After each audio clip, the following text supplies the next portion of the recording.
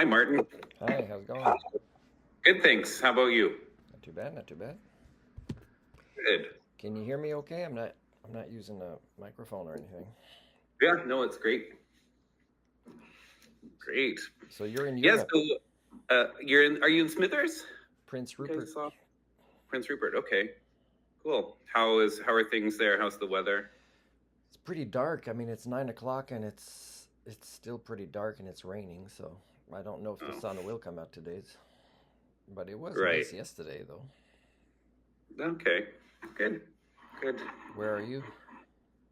I'm just outside of Paris, Oh yeah. so it's been a very nice day, but it's getting cold now that the sun's going down. Okay, we'll do the meeting in French then. Okay, sounds good.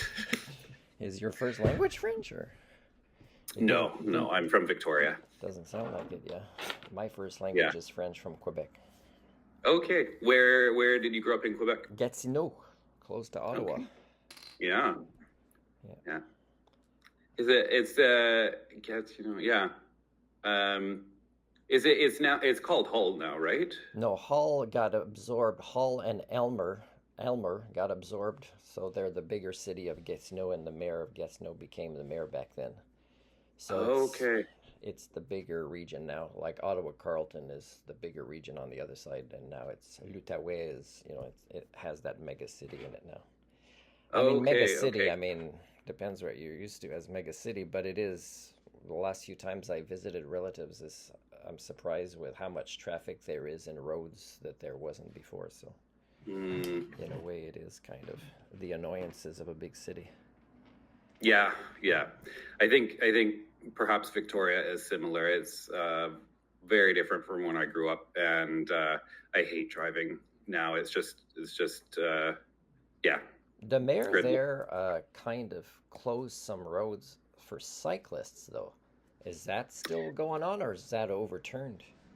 No, it's still there. And I'm very happy for like making room for cyclists. I mean, I don't cycle that much, but when I have used the streets, it's great.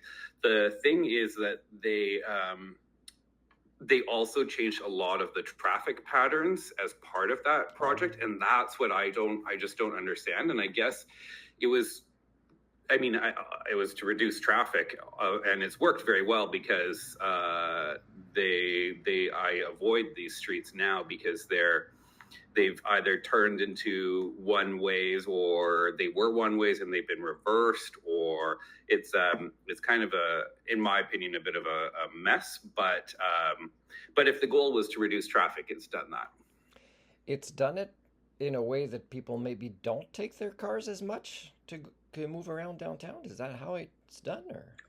I don't think so. Well, no, I would say that they have made cycling more convenient. They have a great bike concierge program that's free. So this you drop your bike off at a point in the downtown core, and they store it and keep it safe for you all day long.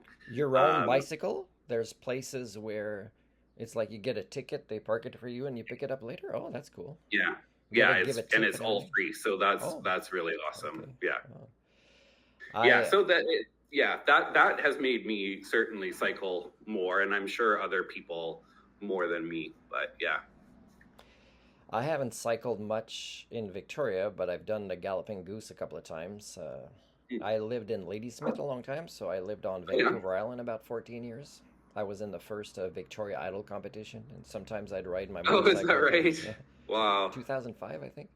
And I'd ride my motorcycle sometimes to go play badminton. There was some nice badminton clubs in Cordova Bay and Brentwood, and but usually I wouldn't go often, to the bigger city or even to the mainland. I wasn't Yeah. that interested in. I went to Science World finally after like 15 years maybe Mm. or 10 years. I don't know. I arrived there in 2002. I can't remember how long it took before I went to Science World. That's what it's called over there, right? Yeah, yeah. I don't think I've even ever been to Science World, actually. It's funny. But Yeah. it is nice. I mean, it's nice that you're by the water and it's a bit warmer and Oh there's yeah. flowers earlier in the year and things like that. Yeah. But I don't think Yeah. the Malahat's too dangerous a drive if you're doing the right kind of driving. But yeah, Yeah.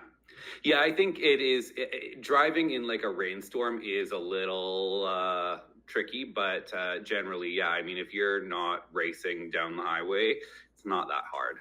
It's but not that difficult. rainstorm there is not the same as here. Like in Prince Rupert, I'm surprised how the winds got strong enough to push my motorcycle to the ground when the tarp caught the wind.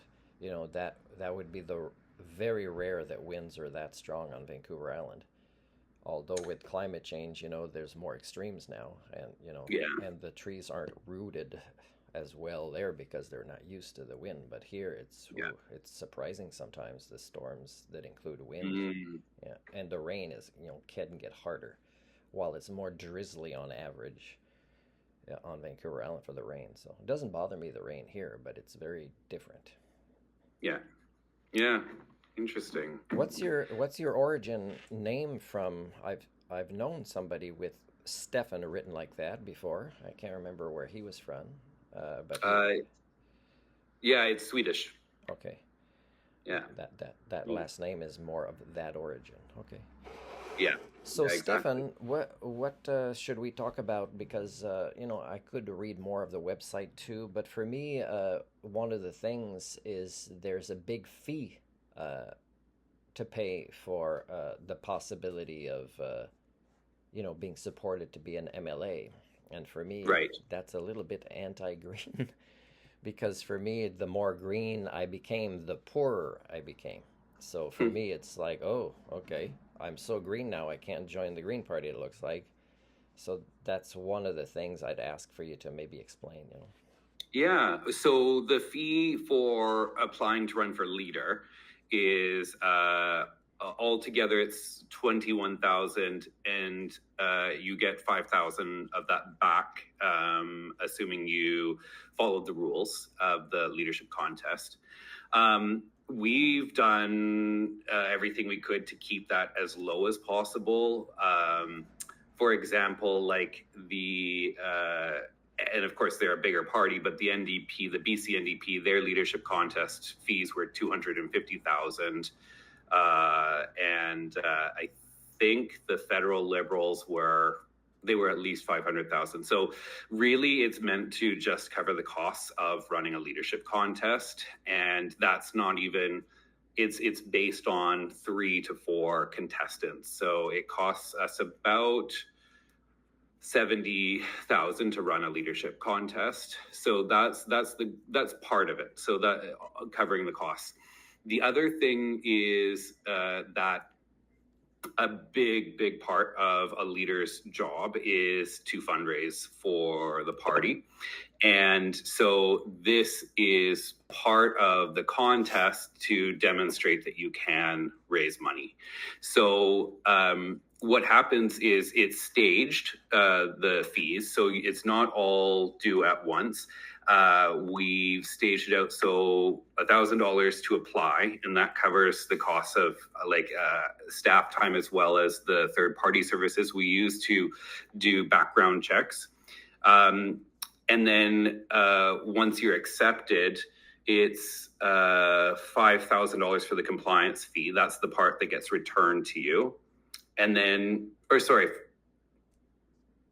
yeah, that's right. And then you have a month to raise this first $5,000 of the actual fees. And then the next fee is due by June 30th, I think, and then the next one, July 31st. So the idea is, one, we don't expect someone to be able to raise $21,000 just kind of overnight.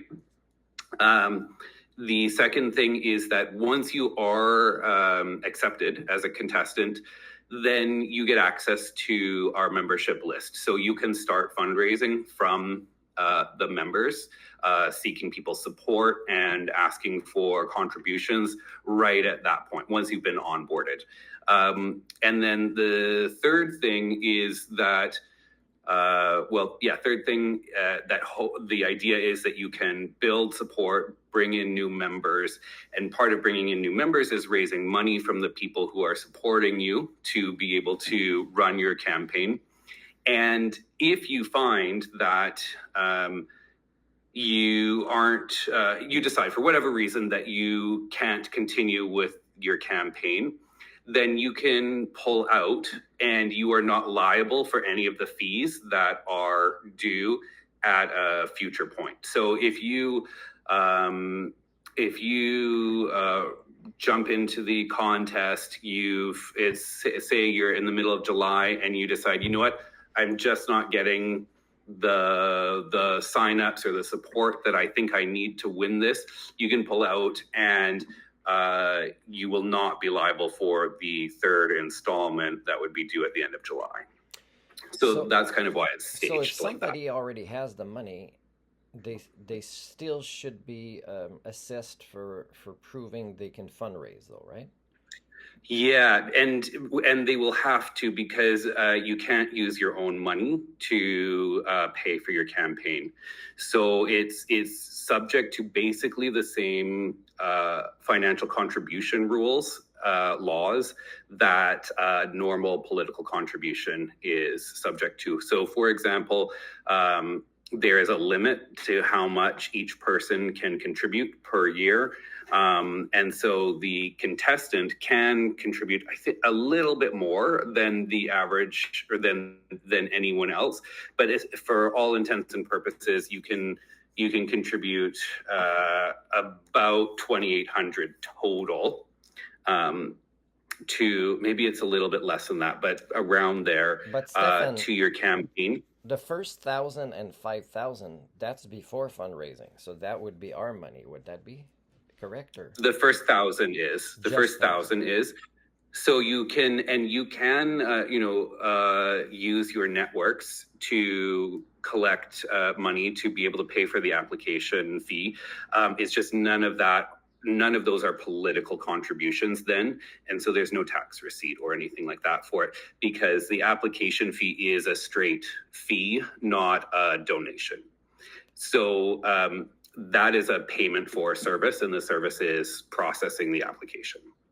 The first 5,000, you have 10 days to raise that. So you're accepted, and then as soon as you're onboarded, which is basically we have a meeting to go over all the rules around the contest and financial contribution regulations and that kind of thing, then you get a copy of the members list, and you have 10 days to raise that money. So it's not immediate. And the other thing too that you can do is speak to people you know who are already party supporters, or people who are willing to become a party member to support your campaign, and line up what we would call pledges, basically an agreement from people that, yes, I will contribute once you're accepted. And then, the day you're accepted, you go back to those people and you ask them, okay, now can you please make that contribution?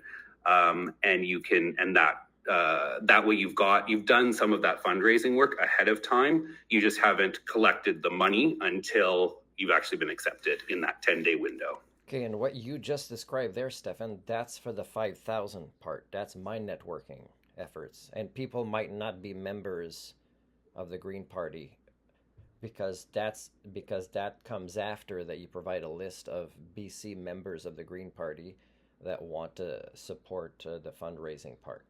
So it's 1,000, 5,000, and then what's the third amount where the members are involved? Yeah, so 1,000 for the application fee.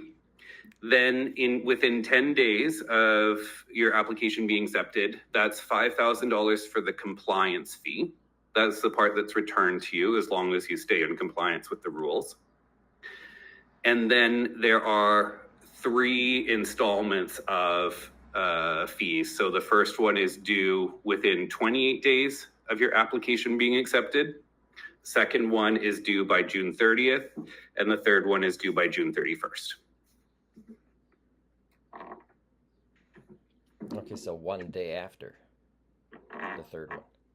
Did you say June? Oh, sorry, July 31st. June 31st, July 31st. Okay. And what are those three installments? 5,000 each.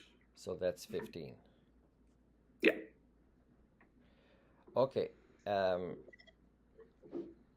Now, when you said the word leader at the beginning, this is to become a candidate for the next elections. Is that what you mean? No, this is for the leadership contest. Leadership of the party, the provincial party. Yeah. And but we don't become the leader, we become somebody that may be voted in as the leader. You become a contestant for the leadership contest, yes. So all of this money may go to waste when somebody wants to kind of be political in making a difference. It could be that nobody votes for me after. And then, of course, the people that supported me don't get money back either. Right. Yeah. That's part of, I mean, it's the same as like in an election, all of the candidates raise money to hopefully get elected, but only one gets elected. Okay, so what about becoming an MLA candidate for the Green Party then? Maybe that's the conversation we should have because for me, Sure. money is very different than what I would consider, let's say, a cultural repair within politics, right? Okay, so becoming a candidate for the party is similar in some ways. So we are not yet, haven't opened nominations yet for the next election, but we will be doing that perhaps in the next month or two. And what the process that is for that is you will simply like you did, kind of put up your hand and let our field team know that you are interested in running. You probably have a riding that you would like to run in, but perhaps you're open to a few different ones. Yes, I would be open for relocation to increase the chances that I can, become more involved in a career as an MLA, Okay. because I'm haven't been here for long, and there isn't a Okay. lot about this particular area that I find is a good connection for me.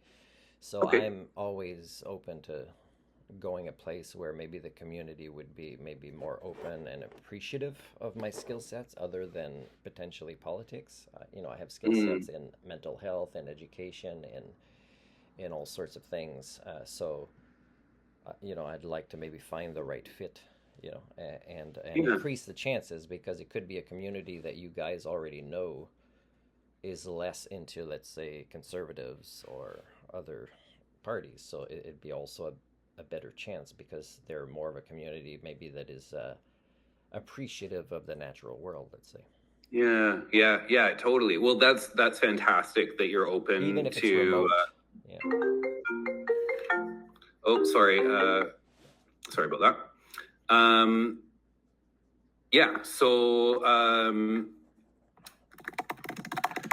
should I start, because you're saying it's not open yet, should I start by, becoming a member of the BC Green Party, and then at least it starts making connections and networking, and then Yeah. when I hear that it opens for MLAs, hopefully, I'll be in the conversations to say, hey, Martin, I think you would have a very good chance of making it through if you move to this community, which I think has Yeah. those kind of values, but currently no other candidates, or even if they did, it's not, let's say, an industrial city that would support, let's say, conservative or something, right?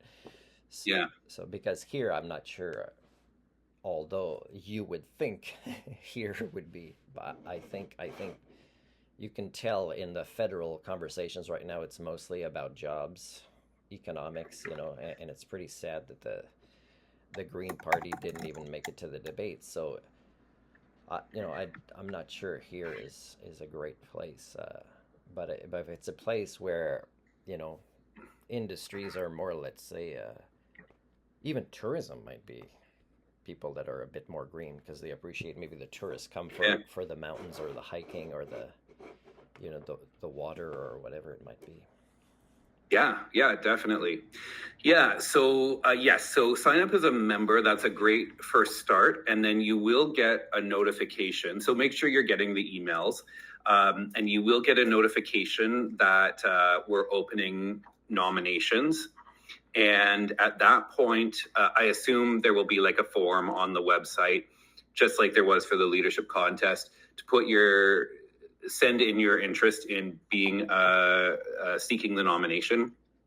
Then you'll probably have a conversation with someone from field, like much like we're having a conversation now, and that would be when you would it would be a good time to kind of share like where you're open to moving to, what the field staff think might be a good fit for you, that kind of thing.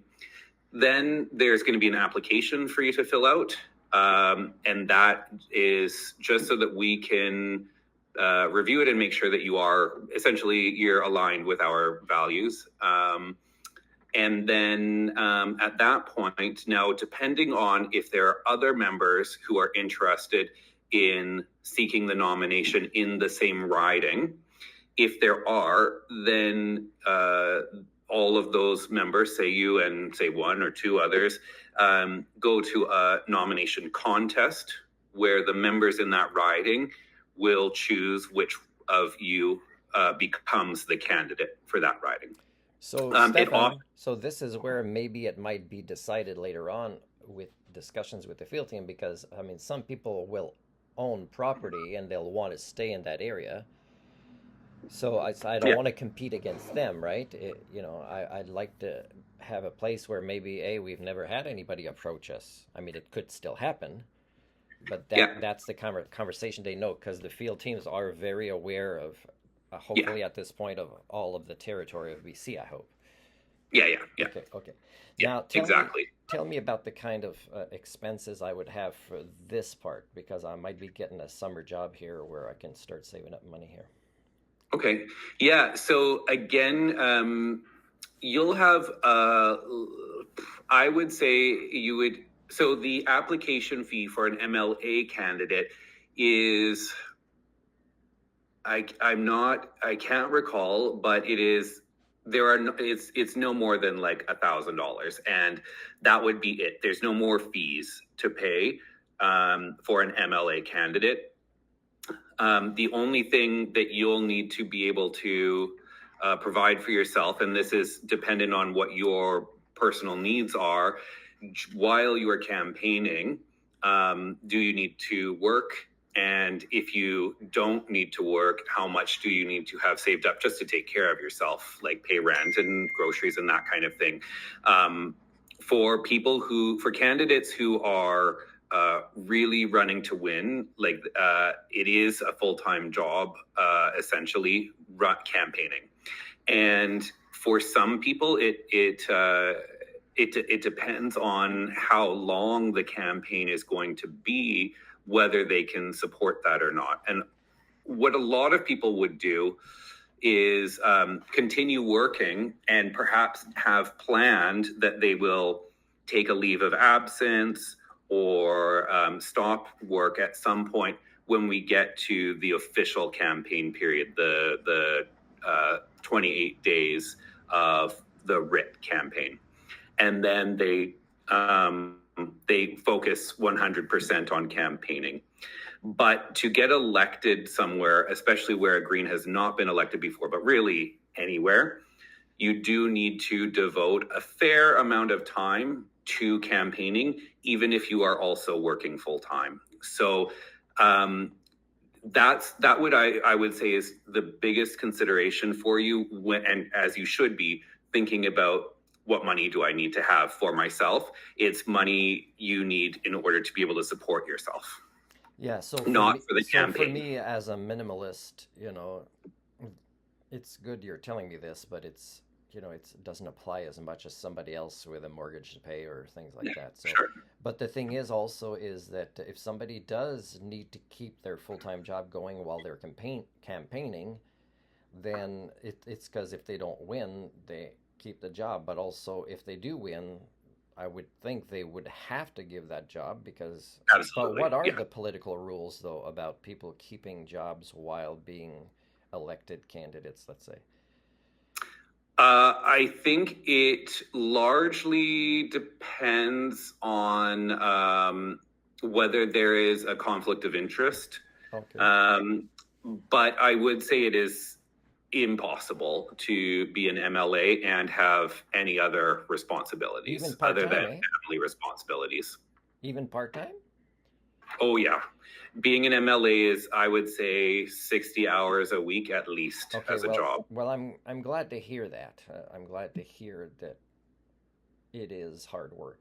The other thing I wanted to say is a way for me to not have it be hard work and have the quality that I want is something I've said years ago is if I became a politician, I would accept to pay myself minimum wage and then have staff, more staff, not just volunteers, Mm, but paid staff, yeah, so that they can, interact more with the community members, and then, cool.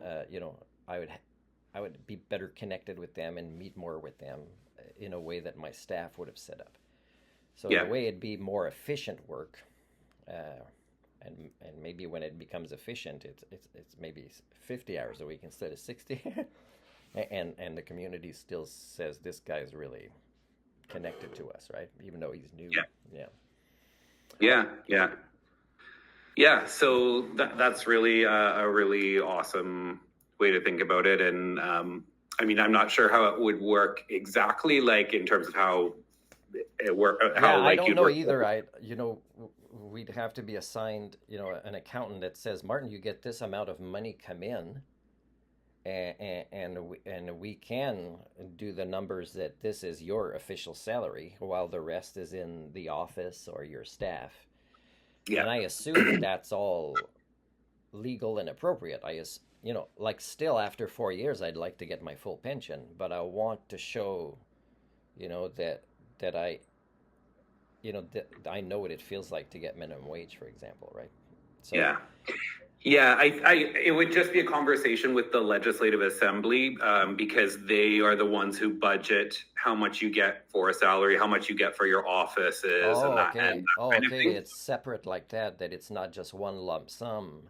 No, exactly. There's like a set base salary for MLAs, and then there's formulas to determine how much funding you get for your constituency office, for the caucus It office, and must be so on. very little then, because a lot of the MLAs I've walked into their offices over the years is I find that most of them were volunteers, the people that were there. So does that mean it was very little what they get? And It's once not the a rent is it's paid, not a lot for the constituency office. Like I would say at most I've seen like three staff members working in a constituency office, but more often than not, it's two full-time staff members, and that's it.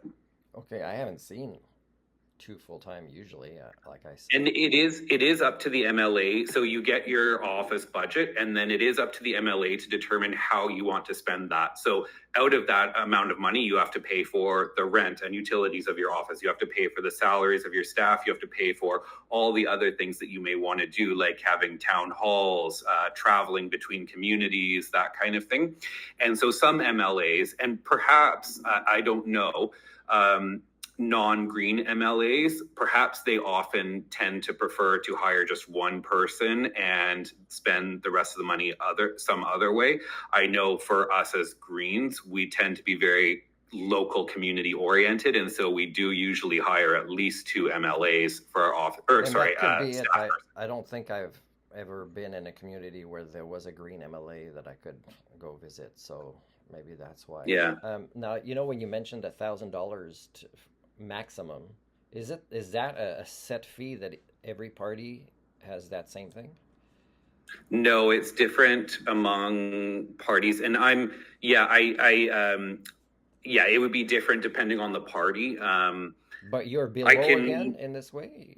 pardon me. Your party charges less in this way again. I'm sure it does. Like I would be gobsmacked if we were charging even the same amount as other parties for MLA candidate And in a applications. way, it's a strategy to get more MLAs in different regions as well, right? If it's affordable Absolutely, for yeah. them to become MLAs, yeah.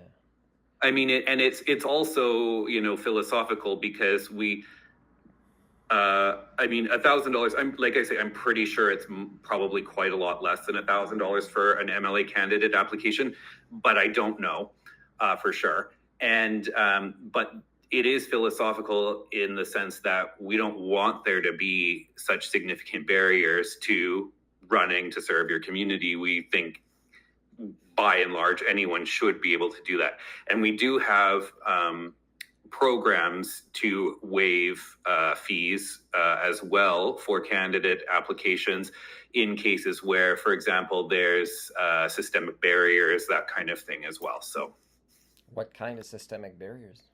Are you talking about people at low income that want mostly, to? I would say equity people who are members of equity seeking groups. People who face barriers because of their skin color, their sexual orientation, their gender identity, their abilities or lack of abilities, that kind of thing. Sometimes I say the barriers I encounter are because of my species, because Homo sapiens that act in ways that are sentient and sapient are very much outside the norm, Yeah. and causes quite a few barriers sometimes. But I also say that, I have the same DNA, but there's the process of self-actualizing, Hmm. the software, and really that's what we'd like to talk about. So far, what I read from the Green Party is it mentions.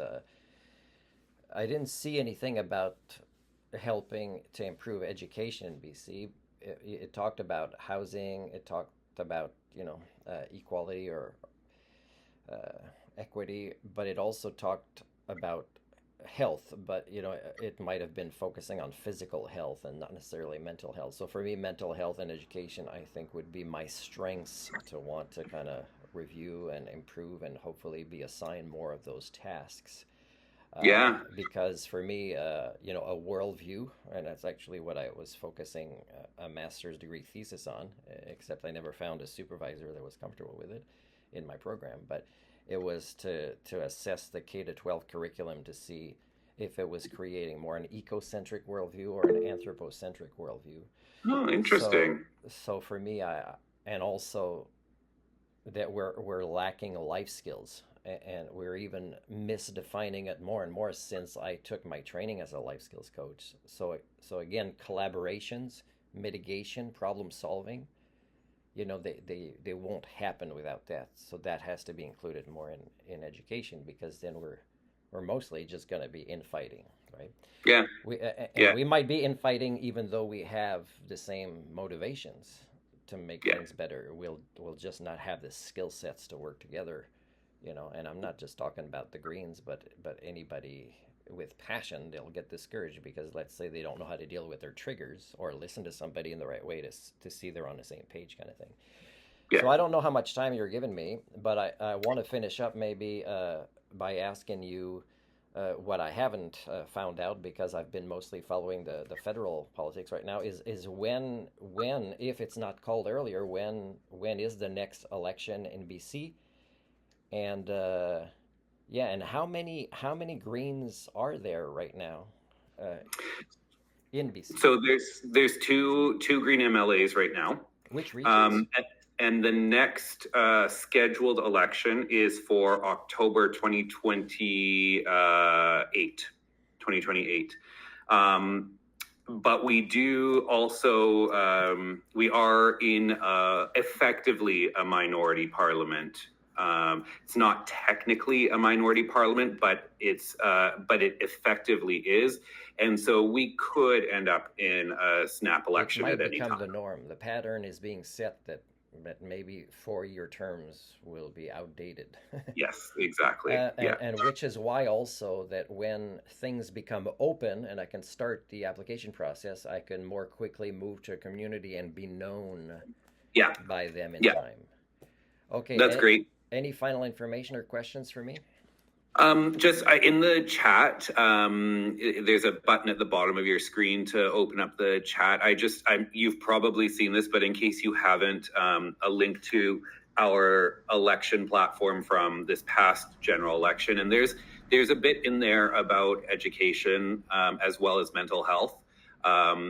So it would be great, for you to have a look at that, as well as, there's going to be lots of opportunities over the next 3.5 years to contribute to the party's work and policy on education, mental health, and all sorts of other areas.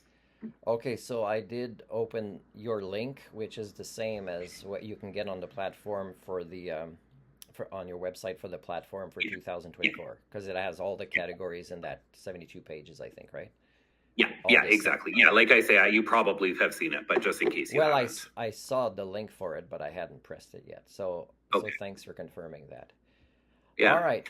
Yeah. And what I will do also is I'm just going to pass on your name to the director of field. Her name's Alex, just so that she knows that you're interested, because they will keep a running list of people who have already expressed interest as well. So they will probably reach out to you privately to let you know when nominations are open, as well as if you're a member, you will get like kind of a generic notification as well that To become a nominations are open. member, they ask for a donation at the beginning, I think, right? Yeah. What's the amount Yeah, for and that so again? it's a minimum of $10 a year. Okay. Yeah. $10. Okay, I'll try to start budgeting for that now. Yeah. Also, when you pass on my information, if there's anybody around here, uh, Yeah.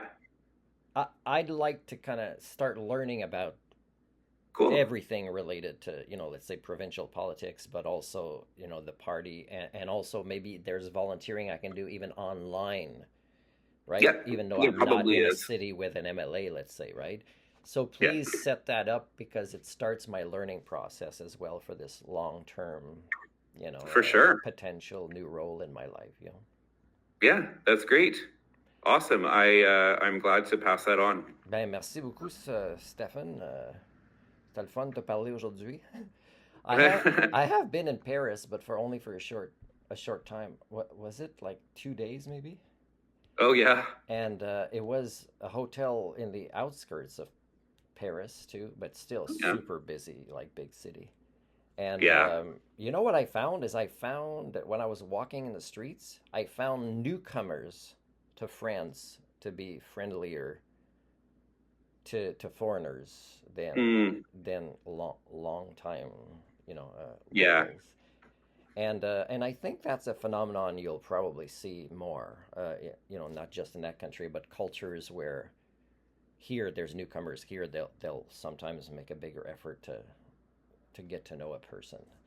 And, Yeah. and so when people say, "Oh, you're not from around here. Where are you from?" I often say I'm from Sol 3. What? They don't know What's what that? I'm talking about. It's the third planet from the sun. So for Oh, me, I kind of start saying we're all from here, right? And yeah.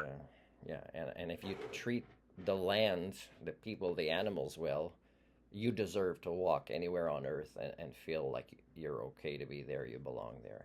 And Yeah. I've said these things, and I think that's green talking. You can apply it to the different parts of the province, because Yeah. even like immigration within Canada or within provinces, there's a lot of obstacles that we need to talk about. For sure. Yeah. Yeah. There really are. All Yeah. right. Okay. Okay. Thanks so much, Martin. A pleasure to meet you. You too. Merci. À la prochaine. Okay. Bye bye. À la prochaine. Bye. Bye bye.